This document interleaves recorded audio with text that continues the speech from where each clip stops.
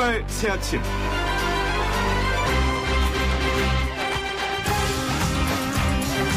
추미애 법무부 장관이 윤석열 검찰총장에 대해서 큰 결단을 하겠다 이렇게 말한 지 하루도 지나지 않아서 검찰청법 제8조를 근거로 윤 총장에게 검언유착 사건 관련 수사 자문단 소집을 중단하라고 지시를 내렸습니다. 이에 대검에서는 황급히 간부회의를 열고 수용 여부를 논의했고요. 일단 오늘은 자문단 소집을 하지 않는 쪽으로 가닥을 잡았죠. 그러자 검찰 내부에서는 법무부 장관의 총장에 대한 수사 지휘가 매우 부적절하다. 이런 주장이 여기저기서 나오기 시작했고요. 주호영 미래통합당 원내대표는 대통령이 추 장관을 즉각 해임하지 않으면 탄핵소추 절차에 돌입하겠다고 벼르고 있습니다. 이 가운데 박상기 전 법무부 장관은 이른바 조국 사태가 시작된 지난해 8월 27일 윤 총장을 1시간 넘게 만났는데 총장이 강한 어조로 사기꾼들이나 하는 사모펀드를 어떻게 민정수석이 하느냐면서 조국 전 장관을 낙마시키겠다 이렇게 강변했다고 했죠.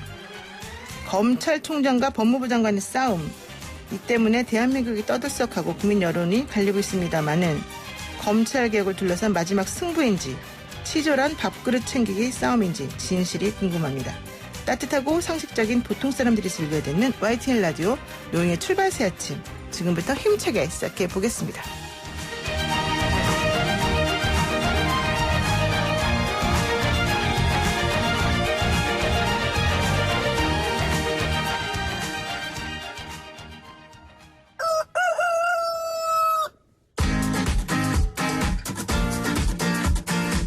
어디서든 꼭 끼어들 수 있는 오늘의 뉴스 꼭 끼요. 매일 어디서든 꼭 끼어들 수 있는 오늘의 뉴스를 골라서 정리해드리는 시간, 오창석 꼭 끼어 평론가 함께하겠습니다. 안녕하세요. 네, 안녕하세요. 오창석입니다. 네, 오늘 벌써 금요일입니다. 네. 금요일은 좀 주말 같은 느낌이 나는데 무슨 좋은 계획이 있으세요? 금요일은 똑같이 방송합니다. 우리 청년 너무 열심히 사는 거 아니에요? 네, 쉬지도 않고 주말에도. 네, 내 집 마련의 꿈을 안고 열심히 살고 있습니다. 내 집 마련을 위해서? 근데 네. 30대가 이번 부동산 대책으로 내 집 마련을 못할 가능성이 높아졌다면서요? 예, 그래서 내심 마음으로는 저도 현 정부를 살짝 비판을. 그렇군요. 솔직히 그냥 편하게 털어놓으셔도 됩니다. 뭐 네. 자기가 속마음을 말한다고 잡아가는 세대도 아니고. 네. 네. 어쨌든 불편하다? 어렵습니다. 전 특히나 또 프리랜서로 분류가 돼 있어서 이 대출에서는 거의 불가능한 상황입니다. 근데 원래 불가능했었잖아요. 뭐 꼭 이번뿐만 아니라. 사실은 맞습니다. 네, 그렇군요. 근데 진짜 이 부동산 문제는 해결이 될지 안 될지 잘 모르겠습니다. 네. 자, 본격적으로 한번 이야기 나눠보도록 하겠습니다. 문재인 대통령이 김현미 국토교통부 장관을 불렀어요. 네. 다주택자 등 투기성 보유자의 부담을 강화하라. 그러면서 공급을 늘리고 세금 부담을 좀 강하게 하는 그런 주문을 냈다고 하는데요. 이러다 보니까 3기 신도시 물량 확대, 이거 좀 얘기되는 거죠? 네, 맞습니다. 일단은 6월 17일 이 부동산 대책이 나오고 나서 훨씬 더 집을 구하기 어려워졌다는 이런 반발 여론이 심해졌습니다. 실제로 이제 대통령 국정 수행 지지율에도 영향을 미친다는 이런 얘기까지가 나오고 있는데요. 특히나 30대 내 집 마련의 꿈을 안고 있는 이 30대 연령에게 가장 큰 영향을 미친 것으로 보입니다. 일단 문재인 대통령의 기조는 변함이 없었습니다. 다주택자 그리고 투기성 주택 보유자의 부담을 강화하라고 지시를 했는데요. 여기서 말하는 부담은 역시나 세금 관련된 부분입니다. 그리고 종합부동산세법 개정안을 정부의 21대 국회 최우선 입법 과제로 처리하도록 추진하는 방안을 검토하라는 지시도 내렸습니다. 투기성 매매에 대한 강력한 경고. 그러나 아직까지도 신혼부부라든지 30대 청년들에게는 이 주택 공급이 부족하다라는 이야기를 받아들여서 3기 신도시 또는 지을 수 있는 공간을 확실히 마련을 해서 공급할 수 있으면 조금 더 공급할 수 있도록 노력해달라는 이 김현미 국토부 장관에게 당부의 메시지도 남겼습니다. 그렇군요. 그러니까는 다주택자, 즉 투기성 다주택자들에 대해서는 철저히 뭐 세금을 물리든 뭘 하든지 해서 더 이상 그런 식으로 돈을 못 벌도록 하겠다, 이제 이건 것 같은데요. 어쨌든 그러다 보니까는 애만 사람이 엉뚱한 사람이 지금 피해를 본다는 거잖아요. 네, 그래서 맞습니다. 생애 최초 구입자의 세금 부담을 완화하도록 지시를 했다는 건데 이게 구체적으로 어떻게 되는 겁니까? 네, 일단은 이 생애 최초 구입자들, 특히나 이제 청년과 신혼부부 등이 해당이 될 텐데요. 이 부분에 대해서 세금 부담 완화, 물론 취득세 이런 부분도 있겠지만은 결과적으로는 이 첫 주택을 구할 때 이 해당하는 주택담보대출을 언급하는 것 같습니다.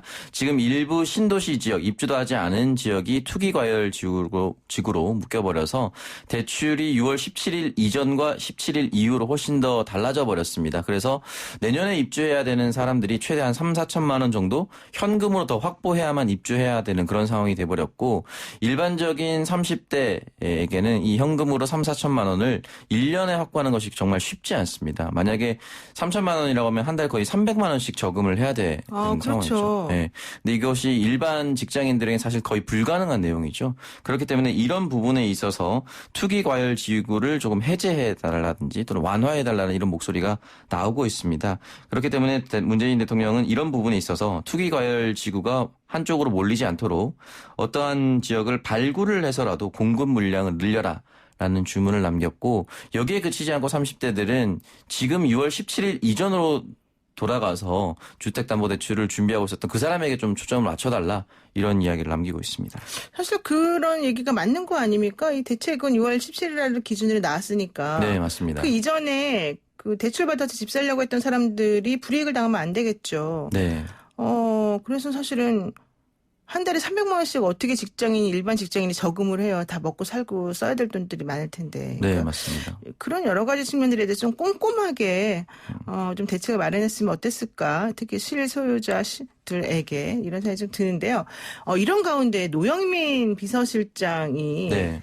청와대에 근무하는 다주택자들에게 집을 팔아라라고 해놓고는 본인은 또 정작 두 채를 가지고 있었고. 네. 특히 뭐 반포에 또 그리고 아파트가 청주에. 있었죠. 근데 대통령하고 얘기하고 난 다음에 한 채 팔겠다 하더니 반포 파는 게 아니라 청주 판다. 본인은 거기서 당선되기도 했는데 이게 조금 어제 좀 혼선이 있었던 것 같아요. 처음에는 이제 보도자료로 그 반포 아파트를 팔겠다라고 이제 보도자료가 나갔다가 후에 이제 정정이 됐었죠. 아무래도 자신의 1시간 후에 정정됐죠. 자신의 지역구에 있는 아파트를 남겨두는 것으로 많은 사람들이 생각을 했었던 것 그렇죠. 같은데. 그쪽에서 또 충북지사 나가신다는 거 아니었어요? 네, 맞습니다. 그런 이야기까지 나와서 당연히 이제 충북에 있는 그 아파트를 남겨두는 것으로 생각을 했었는데 그 후에 이제 정정을 했습니다. 이 부분에 대해서는 일단은 지금 단계에서 뭐 충북도지사까지 열어둔다 하더라도 그 부분의 아파트를 가지고 있긴 좀 어려웠을 것이고 또 한 측면으로는 생각해 볼 것이 일단은 서울의 집값이 올랐기 때문에 분명히 만약에 반포에 있는 아파트를 팔았을 경우에 아마 이 차익에 대한 부분이 드러났을 때 또 국민적인 반감이라든지 이런 부분이 있었을 것이라고 저는 생각을 합니다. 과연 그 부분을 고려했던 것인지 아니면은 조금 더 실리적인 것을 택했던 것인지는 또 아마 본인만 알고 있겠죠. 둘 다 실리적인 것 같은데요. 양도 차익을 고려하는 거나 뭐 네. 앞으로 계속 집값이 유지되거나 오를 걸 고려하는 거나 어쨌든 비서실장님 그렇군요.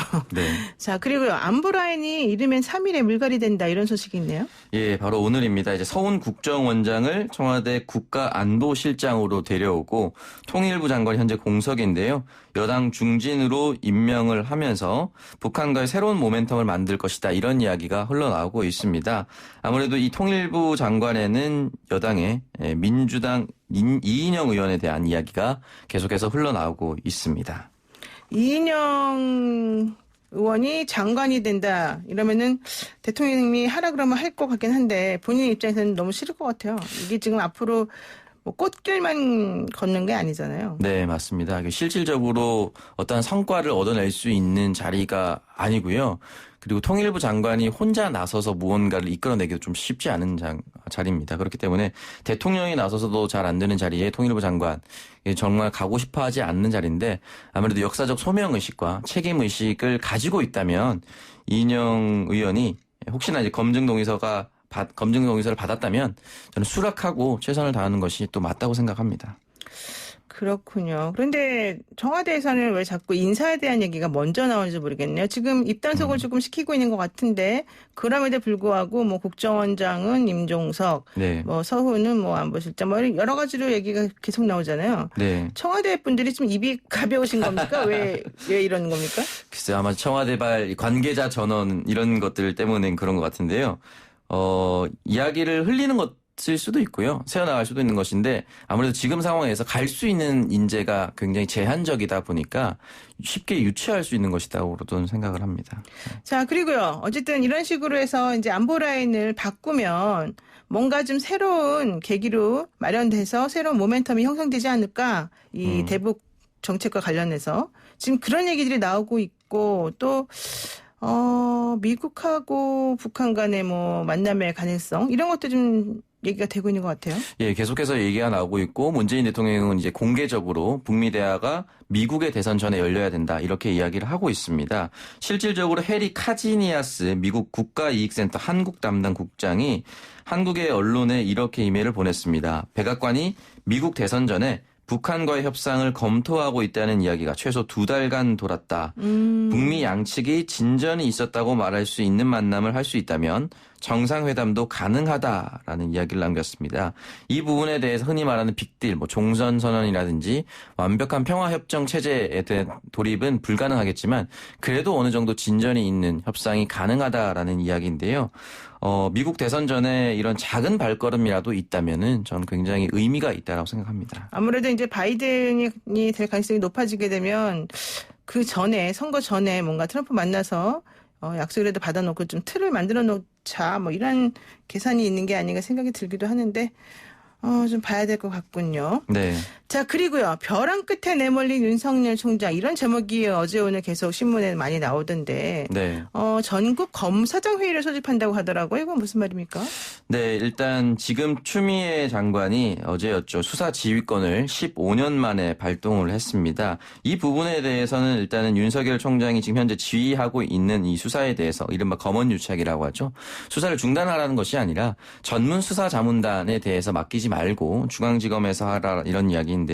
이 부분에 대해서 일단 내용을 차치하고 검찰청 입장에서는 법무부 장관이 수사 지휘권을 발동했다는 것 자체에 굉장히 굴욕감을 느끼고 있는 것으로 보입니다. 그러나 이 부분에 대해서 곧바로 지난 15년 전에 김종빈 검찰총장처럼 사의를 표명한 것이 아니라 일단 검사장 회의를 소집해서 의견을 들어보겠다. 이렇게 윤석열 총장이 한번 시간을 벌어보고 있다라고 볼 수가 있는데요.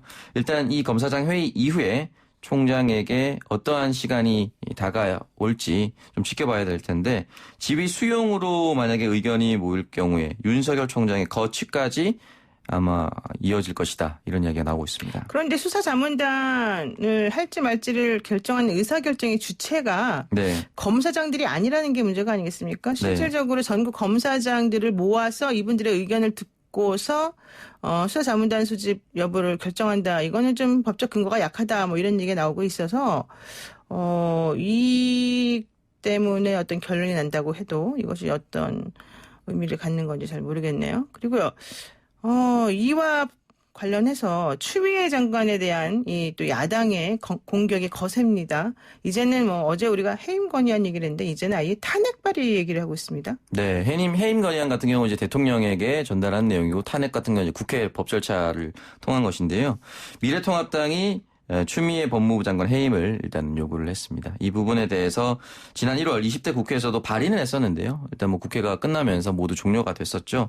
여기에 대해서 주호영 원내대표는 추미애 법무부 장관은 법무부 최고 권력자로서의 본분을 망각했다라고 이야기를 하면서 검찰 수사권 독립을 완전히 저해하는 행위를 했다라고 하면서 탄핵 발의에 대한 이야기를 남겼습니다. 네, 그랬군요.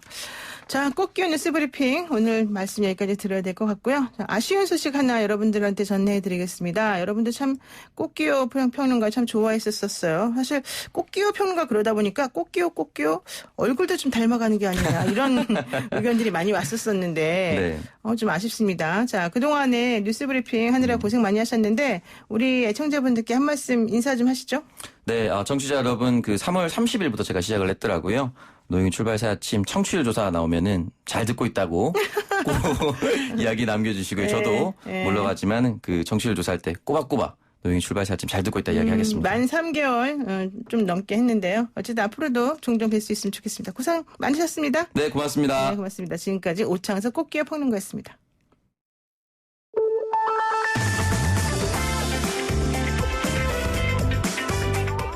영희와 함께하는 슬기로운 출근길 노영희의 출발 새 아침은 청취자 여러분과 함께 만들어갑니다.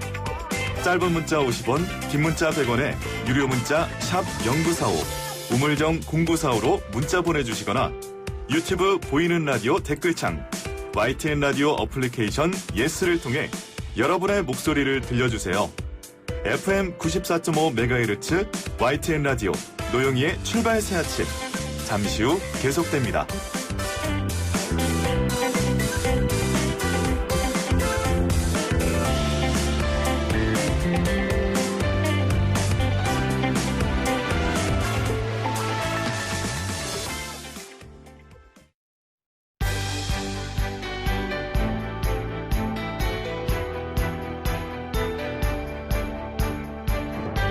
한국 정치를 풀어내는 토론 사이다. 한국 정치를 풀어내는 토론 사이다. YTN FM 출발 새 아침. 여의도 중계석.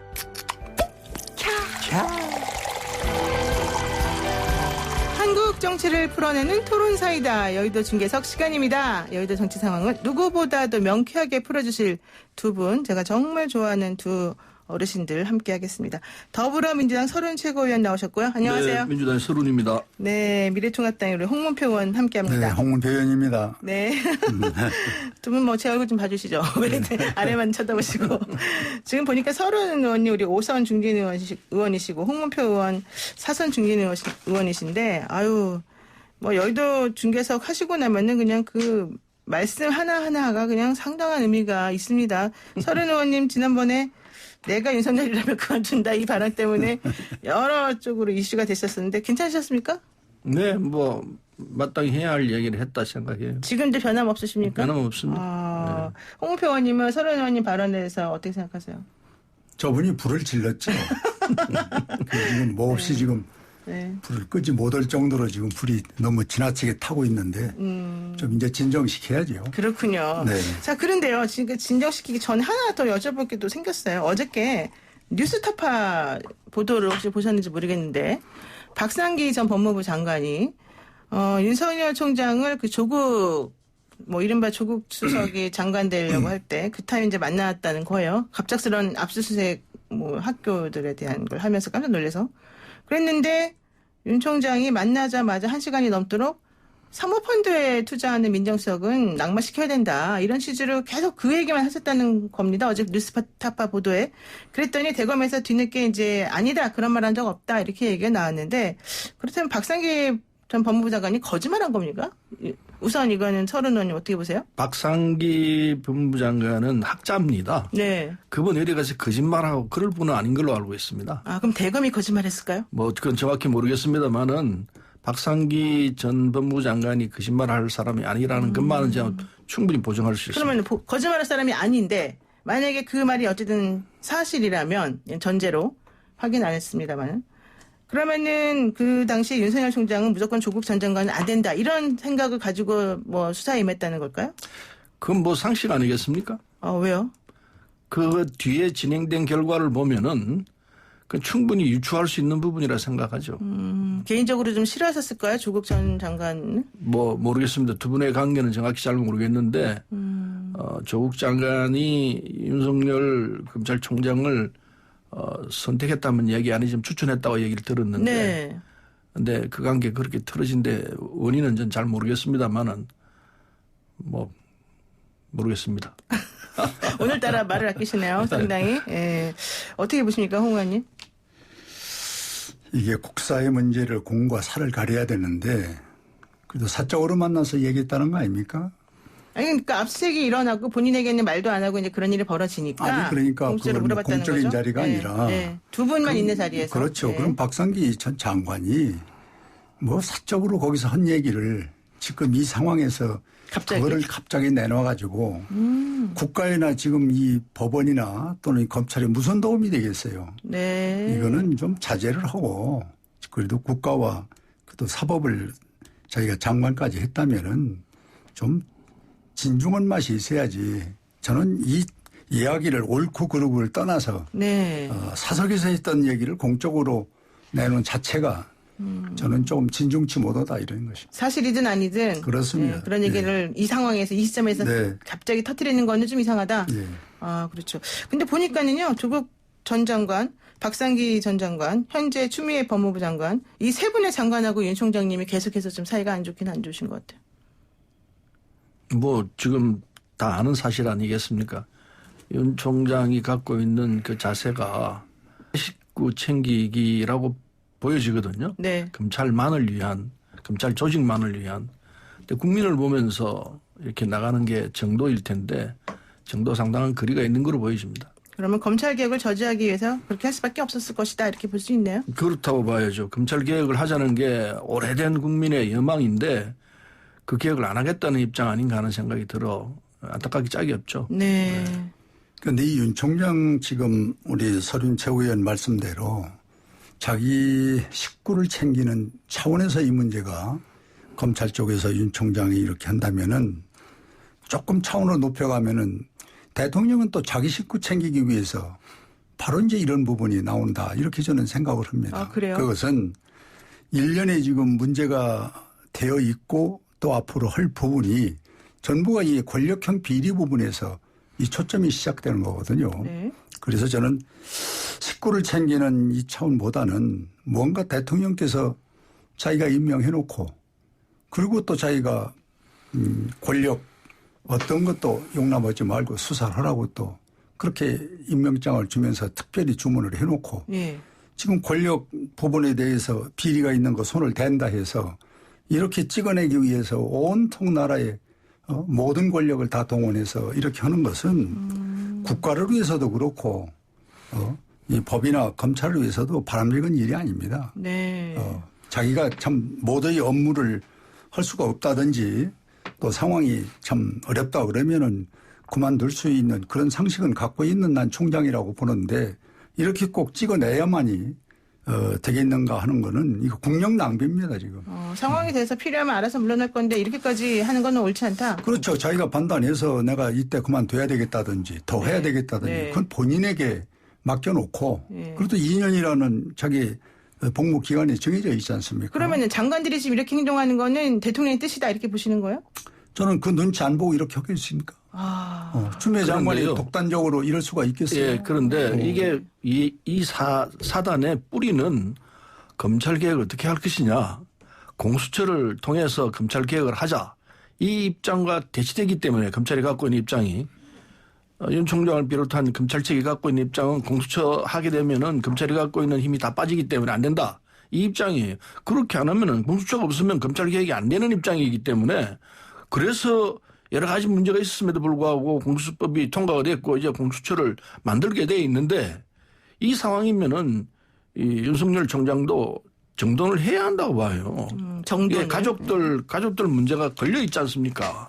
장모와 그리고 부인의 이 상황이 있기 때문에 겸손하게 이 상황을 받아들이고 그리고 검찰 개혁이라는 국민적 이 오래된 그 국민적 열망에 네. 부응을 해야 합니다. 그렇게 할 때 나중에 역사적 평가라도 제대로 받는 거이지. 이거 계속해서 이런 식으로 저항하고 이렇게 놓으면은 하나도 도움될 게 없지 않습니까? 본인도 물론이고 나라도 물론이고 검찰 자체가 문제가 생겼어 지금 이렇게 돼 있는 것 아니겠습니까? 결단을 해야 한다고 봐요. 네, 결단을 해야 한다. 좋습니다. 뭐 홍문표 저희 의원님 별 말씀 없으시니까 다음 걸로 넘어가겠습니다. 네, 자 이제 결단해야 된다 이렇게 말씀을 하셨습니다. 서른 의원이 윤 총장에 대해서. 근데 추미애 법무부 장관이 결단을 내렸네요. 예, 15년 만에 공개적으로 수사 지휘권을 지금 발동을 한 건데요. 전문 그 수사 자문단 소집을 중단하라, 수사 독립성을 보장하라 이런 지시를 지금 내렸다는 겁니다. 윤 총장에 대해서. 여기에 대해서 또 이제 검찰의 지휘 체계를 흔드는 행위다. 추미애 장관이 오히려 탄핵돼야 된다. 뭐 이런 얘기 나오고 있습니다. 이건 어떻게 봐야 될까요? 이 검찰청법 8조에 딱 정해져 있습니다. 규정을 해놨습니다. 검찰은 장관의 지시를 따라야 합니다. 그리고 검찰총장은 장관이 하는 지시에 따르도록 법에 딱 명시되어 있습니다. 검찰청법 8조 있지 않습니까? 때문에 지금 이 장관이 내리는 이 지시에 대해서 검찰총장이 거부할 입장이 아닐 거라고 봅니다. 뭐 오늘 정리되는 걸 봐야 되겠습니다만은 검찰 내부에 격렬한 다툼이 있지 않습니까? 서울중앙지검하고 대검이 지금 서로 공개적으로 싸우고 있는 모양새가 돼 있는데 장관 입장에서 그냥 그걸 지켜만 보고 있겠습니까? 당연히 가닥을 지어야죠. 가닥을 짓는 방법으로 총장 여기 손 떼라. 최측근 한동훈 검사장이 관련돼 있고 그다음에 가족 문제도 있고 하기 때문에 네. 일체 최종 보고만 받아라. 이게 상식적으로 맞는 얘기죠. 그렇게 하려고 그러는데 무슨 전문수사단 뭐 이걸 만들겠다 그러고 중앙지검에서는 안 된다고 그러고 네. 우리들이 잘하고 있는데 왜 또 이게 만들려고 그러느냐. 수사 못하게 하는 건 아니냐. 이래서 반발이 일어난 것 아니겠습니까? 네. 그래서 이 근원적인 문제는 아까 제가 말씀드린 대로 윤 총장이 결단을 해서 이 사단을 정리하는 것이 현명한 길이라 생각합니다. 네. 어떻게 보세요? 저는 이 장관이 먼저 이 자리에서도 말씀을 드렸습니다마는 이 장관다운 품격과 품위를 가지고 이걸 법과 논리로 한다는 것은 아까 지금 말씀드린 8조? 네. 8조를 그럼 자기가 필요할 때는 8조가 필요하고 딴 사람이 8조 오는 건 거부하는 겁니까? 조국 때 이 조사할 때 분명히 이 장관께서 뭐라고 그랬어요. 외부 인사를 전문 인사를 동원해서 좀 처리를 했으면 좋겠다는 네. 분명히 공문까지 보내서 처리했던 일이 있고 그다음에 이성윤 지금 지방청장 검찰 중앙지검장 중앙지검장 이분도 마찬가지로 그 손혜원 의원 부친 관계 네. 그 공원 처리하는 문제도 2번씩이나 이 외부 인사를 통해서 자문단을 활용했지 않습니까? 네. 그런데 이걸 지금 한다는데 왜 이거는 또 못하게 하는 거예요? 위에서 장관이 위에서 짓누르고 있고 밑에 아래에서 쳐받고 있고 네. 도대체 이 꼴이 뭡니까 이게? 누가 만드는 거예요 이거를? 지금 윤석열 총장은 나름대로 잘하고 있습니다. 어렵지만은 용기 있게 잘하고 있어요. 그 네. 엄청난 권력에 대항해서 참 보통 사람이 못 오는 걸 지금 하고 있으면은 네. 대통령께서는 한번 불러서 좀 더 잘할 수 있는 용기를 주고 그리고 자기 아무리 측근이라도 잘못하면 일별백계 치는 사람을 대통령 주변에 놔둬야지 대통령까지 이것도 아니고 저것도 아니고 지금 대통령이 총전원 연출을 하고 있다고 보고 이 민주당은 지금 솔직히 연기자를 총동원해서 지금 활동을 하고 있는 거 아닙니까? 네. 그리고 추미애 장관이 주연입니다. 주연. 네. 그리고 이성윤. 네, 이성윤 지검장. 지검장 이 사람은 지금 조연을 하고 있는 거 아니에요? 네. 이런 각본에 의해서 지금 이렇게 윤석열 하나 찍어내기 위한 국력이 이렇게 낭비되고 있는 것은 국가적으로 전 바라보는 일이 아니라고 보고 있어요. 네, 구체적인 사안을 가지고 얘기를 해야 되는데 지금 한동훈 검사장과 채널A 기자와의 그 나눈 녹음이 있다고 들었습니다. 그 녹음을 들여다 보면은 이거는 분명한 범죄 행위라고 알려져 있습니다. 따라서 이 상황이 있는 처지에 한동훈 검사장이 이 윤석열 총장의 최측근 중에 최측근입니다. 만천하가 다 아는 사실 아닙니까? 그 사람을 놓고 수사를 하고 있는 마당인데 이걸 수사를 못하게 하는 방법으로 나서겠다 하면은 이게 무슨 공정한 수사이고 검찰총장으로 할 수 있는 일입니까? 잘못된 부분 있으면은 나 자식 아니라 나 가족 아니라 내 최측근이라도 잘못됐으면 그건 밝혀서 처단을 해야죠. 그렇게 핵심이 그걸 못하게 하면은 그게 무슨 핵심이 정의로운 검찰이라고 하겠습니까? 녹음을 밝히면은 더 쉽게 이 문제가 풀어질 텐데. 수사를 제대로 하면 나오는 것 아니겠습니까? 그러니까. 아니 녹음을 밝혀내야 되는데 왜 이거를 미적거리고 안 밝히느냐 이게. 그래서 설만 갖고 하는 게 아니 이게 법무부 장관이 할 수 있는 서울중앙지검에서 수사를 하고 있는데 그 수사를 못하게 방해를 하니까 지금 이런 사안이 벌어진 게 아니겠습니까? 안 풀어주니까 그런다는 거죠. 녹음 파일은 지금 녹음을 했다는 사람이 지금 윤석열 사람입니까? 아니잖아요. 그러면 이걸 밝히면 되는 거예요. 그런데 밝히질 않고 계속 설만 가지고 이게 사람을 잡는 거예요 지금. 설인지 사실인지는 그러니까 밝히면 되는데 왜 그걸 못 밝히느냐 보면 이게. 되죠. 왜 안 밝히겠습니까? 아니 이 시간이 가더라도 왜 못 밝히느냐 이게. 차례가 있는데 왜 안 밝히겠어요? 그럼 지금 당장 그럼 수사 진행 중인데 그걸 밝히란 말입니까? 그 무리한 요구이시고 지금 그것은 하나의 수사를 하고 기소를 하게 되면은 자동적으로 나오게 돼 있는 사항입니다. 밝히지 못하는 것이 문제예요. 밝히면은 다 끝난단 말이에요. 일단 두 가지가 있습니다. 지금까지 나온 수사 결과를 보게 되면 그 채널A 기자는 녹음이 되어 있는 핸드폰을 포렌식해서 증거를 없앴다는 게 첫 번째 얘기였고 두 번째로 한동훈 검사장의 핸드폰을 보려고 했더니 비밀번호를 안 알려줘서 지금 수사를 못 하고 있다는 게 이 중앙지검의 수사팀이 하는 얘기인데요. 여기서 이제 제가 궁금한 건 이거더라고요. 뭐 지금 추 장관이 계속해서 윤 총장 때리기를 하고 있는데 왜 윤 총장은 한마디도 안 할까요? 윤 총장이 원래 말씀을 안 하시는 편이라서 그럴까요? 글쎄요. 이 상황에서 할 말이 있을까요? 할 말이 없어서 그럽니까? 저는 뭐 말하기가 쉽지 않을 거라 생각합니다. 그나마 침묵하는 게 이 방어할 수 있는 유일한 방법 아닐까 생각하는데 모르겠습니다. 본인의 이 스타일을 내가 잘 모르니까 뭐라 얘기할 수 있는 상황은 아닙니다만은 뭐 보건대 별 말이 없을 수밖에 없다고 생각합니다. 왜 말이 없어요? 내용이 다 제가 설명했지 않습니까? 최측근인 한동훈 검사장이 저질러난 일들이 있고 또 장모와 그 처가 갖고 있는 부인이 갖고 있는 여러 가지 입장이 있고 수사 중이지 않습니까? 그런 등등을 놓고 전 국민이 지금 지켜보고 있는데 그걸 무슨 달리 말하기도 쉽지도 않을 뿐더러 이 상황에서 특별히 할 수 있는 얘기가 있을까 싶은 생각이 들어요. 특별히 할 말이 없을 것이다. 저는 윤석열 총장이 말을 않는 이유는 딱 한 가지가 있다고 봅니다. 네, 뭘까요? 자기를 임명해준 대통령께서 아직도 이 살아있는 권력에도 엄정 수사를 해라. 이 부분이 조금은 자기가 볼 때 좀 안 맞는 것 같아도 그래도 자기는 인격적으로 대통령을 믿을 거라고 생각합니다. 네. 그렇다면 대통령이 임명장 주면서 하신 이야기, 살아있는 권력도 엄정 수사해라.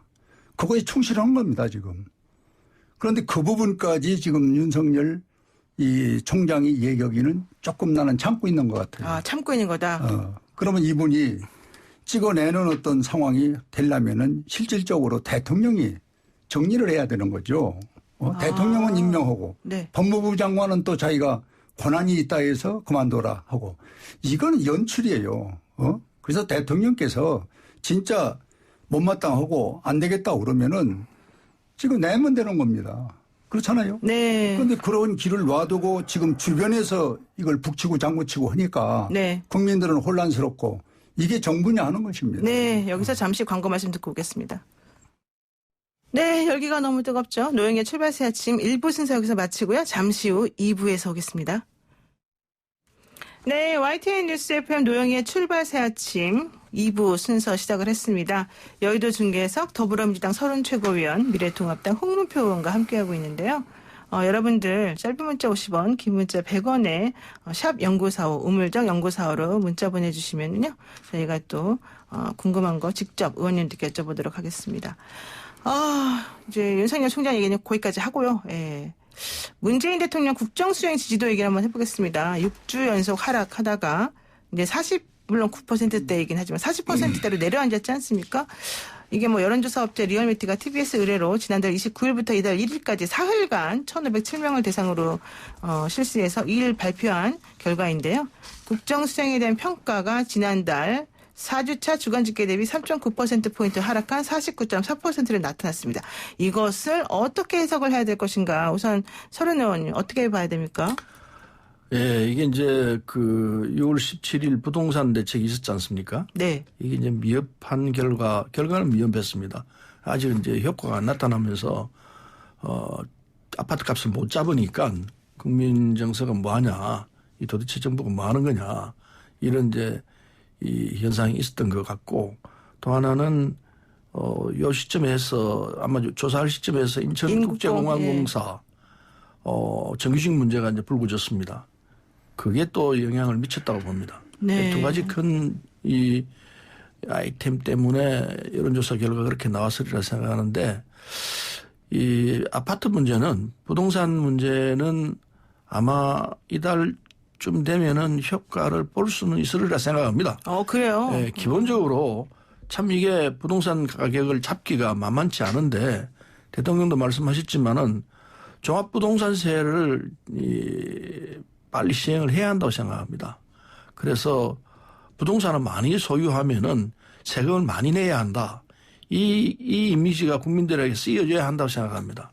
그냥 집 가지고 있으면 나중에 세금 내는 것보다 집값 뛰는 게 훨씬 더 많으니까 계속해서 부동산을 가져야 된다. 이 판단을 하고 있으니까 결국 이게 집값이 뛰는 현상이 나오기 때문에 세금으로 조정할 수밖에 없습니다. 지금 우리가 갖고 있는 보유세가 네. 세율이 OECD 한 절반밖에 안 돼요. 얼마든지 저 OECD 평균하고 맞춰보면은 올릴 수 있는 여건이 많이 있습니다. 네. 그래서 우리가 지금 선진국으로 뭐 세계 10위권의 경제력을 갖고 있는데 그게 맞춰서 세계 균형에 맞춰서 가는 부동산 정책을 써야 한다 생각하면은 그러니까 세금을 더 늘리는 예. 쪽으로 종합 부동산세를 내도록 하는 것이 이걸 올려서 조정을 하는 것이 필요하다 생각합니다. 네, 홍 의원님 어떻게 보세요? 저는 이 근본적인 문제가 지금 부동산 하나 갖고 이 문제가 대통령 지지율이 떨어졌다고 보지는 않습니다. 그렇죠, 그러겠죠. 지금 어쨌든 어떠한 과거의 정권도 이 정권 말기에 가면은 많은 문제가 돌출하게 돼 있어요. 지금 문재인 대통령께서도 1년 7개월 남았습니다. 네. 아직 좀 많이 남은 거 아닙니까? 이제 올 연말이 지나가면은 결국 이제 뭐 생각했던 것이 생각으로 끝나지 실천하기가 쉽지 않습니다. 네. 과거 정권 역대로 또 세계의 많은 그 국가들이 그렇습니다. 그래서 이제 난 대통령은 상당히 지금 조급한 마음을 좀 갖고 있다. 그래서 모든 걸 무리수를 지금 쓰고 있는데 지금 말씀은 왜 이렇게 지지도가 떨어지느냐. 물론 지금 서류현 최고위원 말씀대로 그런 원인도 있는데 제가 볼 때는 이 대북 문제에 완전히 실패한 거 아닙니까? 대북 그다음에 문제. 예. 부동산 문제 지금 말씀하신 대로 그렇고 그다음에 인천공항 이 1,900명 정직한 부분 같은 거는 네. 이 젊은 친구들이 지금 표현을 다 안 해서 그렇지 저 개인적으로도 많은 전화를 받습니다. 이럴 수가 있느냐. 우리가 공부하면 뭐 하느냐. 뭐 이런 등등의 말씀들을 많이 하고 그다음에 지금 조금 전에 논의했던 윤석열 네. 찍어내기 문제 이런 것들이 종합적으로 결국 문재인 정부의 소위 인기가 하락하고 있는 원인이다. 이렇게 보고 있는데 저는 지금 상당히 좀 여유를 갖고 할 수 있는 것만 하나하나 이렇게 정리를 해서 해야지 뭐 수도 없이 그냥 들쑤셔 놓고 뒤집어 놓고 적폐로 해놓고 또 현실이 이렇게 어지러우니까 국민들이 혼란스러운 거예요. 네. 그래서 결국은 지지도가 어떠냐 하면 거기에다 평가를 할 수밖에 없으니까 국민들이 그렇게 하는데 앞으로 계속 저는 떨어진다고 봅니다. 앞으로 계속 떨어질 거다. 올라갈 수 있는 요인이 있을 수가 없죠. 그래서 저는 이제는 뭔가 여야가 손을 잡고 국가와 나라를 위한 차원에서 정치가 좀 새롭게 이루어지는 시점이 네. 지금이 아니냐 하는 생각을 가져봅니다. 예. 네, 여야가 손을 잡고 같이 가자는 얘기에 저는 전적으로 동의합니다. 근데 대통령 지지율이 앞으로 떨어질지 올라갈지는 또 상황을 봐야 되는 문제이고 남북관계 말씀을 하셨습니다만은 남북관계는 이제 상대가 있는 상황이기 때문에 북한도 있고 미국도 있고 하는 이런 조건 속에서 저는 정말 여야가 힘을 합쳐가지고 한반도 평화가 유지될 수 있도록 끌고 나가는 것이 제일 좋은 정책이라 생각하고 이 점에 있어서는 문재인 대통령이 아마 밤잠을 안 자면서 고민하고 있을 겁니다. 네. 좋은 결과가 나올 거라 생각하고 기본적으로 결국은 이제 경제 문제거든요. 이 코로나19로 인해 가지고 우리가 굉장한 타격을 받고 있습니다. 물론 세계 경제와 비교하면 엄청나게 선방하고 있습니다. 유럽 연합이 마이너스 9% 성장할 거라고 보고 있습니다. 미국도 마이너스 6% 성장한다고 보고 있습니다. 뭐 일본도 비슷해요. 마이너스 6% 이렇게 보는데 우리는 마이너스 1점 얼마 보다가 거꾸로 이게 그 제로 성장이나 혹은 플러스로 갈 수도 있다. 이렇게 보는 시각이 지금 늘어나고 있습니다. 그만큼 우리가 코로나에 대해서 대책을 잘 세웠기도 하지만은 우리 경제가 그만큼 선방하고 있다고 봐야 합니다. 그럼에도 불구하고 이 고통이 워낙 심하기 때문에 고통당하는 입장에서는 뭐 세계적 경제와 비교해서 뭐 잘했니 못했니 이거보다도 내 자신이 힘들기 때문에 지지율이 떨어지게 돼 있습니다.